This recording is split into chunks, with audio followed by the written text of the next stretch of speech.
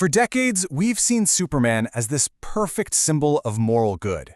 But what happens if being an inspiration just isn't enough anymore? What if he decided to actually force the world to be better? Well, today we're diving into the philosophical rabbit hole of absolute power and the surprisingly short road to tyranny. You know, it's the question, isn't it? It's followed him for over 80 years. Here's a guy with the power of a god, so why is there still poverty? Why is there still war? It feels like it should be so simple for him to just fix it all.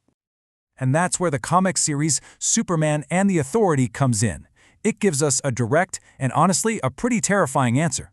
This story isn't about fighting some big alien monster. No, this is about what happens when a hero tries to save humanity from itself. So what's really going on here? At its core, this is a story about Superman's will to power. It's about his conscious choice to stop being just a passive symbol and become an active political force. He's done being an example. He wants to be the authority. And this right here is the whole ball game. We see the massive, unseen cost of a hero putting down the symbol, which inspires, and picking up the sword, which forces. Now, you can't just enforce your will in the entire planet by yourself. Not even if you're Superman. He needs help. But the kind of people who can get that job done, well, they play by a completely different set of rules. And this leads him to make a very, very dangerous bargain. And right away, we have this massive clash of worldviews. On one side, you've got Superman. His morality is an absolute. It's non-negotiable. But on the other side, you've got the Authority. They run on pure, raw pragmatism. For them, the ends always, and I mean always, justify the means. You know, there's a name for this kind of deal. It's a Faustian bargain. He's essentially trading a piece of his soul, the very core of who he is, for the raw power to change the world. So let's break down the trade. What does he gain? He gets real political leverage, the actual muscle to enforce his vision. But what does he lose? Something way more valuable, his moral purity, the very integrity of the symbol he represents.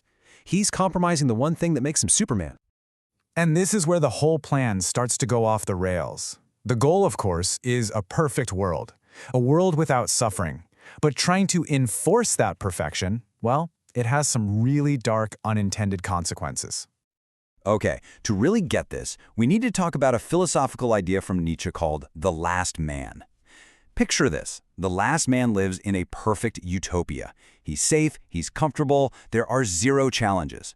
But because there's no struggle, no hardship to overcome, his life is completely and utterly meaningless.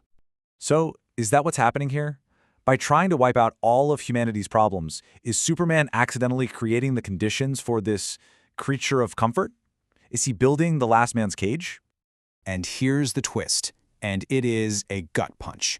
The danger isn't that Superman will become the last man. No, it's that he's becoming its architect. He's the one building that perfect, meaningless cage for the rest of us. And that gives us the true villain of the story, the benevolent dictator. Think of a gardener who loves his plants so much he builds a cage around them. No pests, no wind, no risk. But without that struggle, the plants never grow strong. The dictator means well, but he's created a perfect, comfortable prison that strips away the very meaning of life. So you can probably guess where this is headed. The whole experiment was doomed from the very beginning. And it didn't fail because of a lack of power or because they messed up the plan. The failure was baked into the idea itself. And you can see the path so clearly. It always starts with a noble goal, right? Fix everything. But that leads to moral compromise, using violent, pragmatic means to get to a good end. The result is a flawed, enforced perfection, which just creates a brand new, even bigger problem.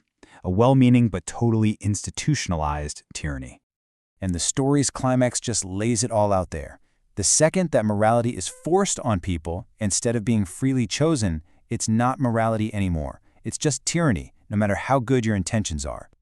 So this brings us to the final, and I think most profound lesson of the whole story. If using all that power to fix everything just leads to failure, then what is the true nature of a god's power? And that's it, right there. True strength, true moral authority. It isn't about action, it's about restraint. The wisdom to know when not to step in is a power so much greater than being able to bend steel in your bare hands. And that kind of leaves us with one last question to chew on. It doesn't matter if you're a superhero or just someone trying to make things a little better. At what point does the compromise of who you are become too high a price to pay for that so-called perfect solution?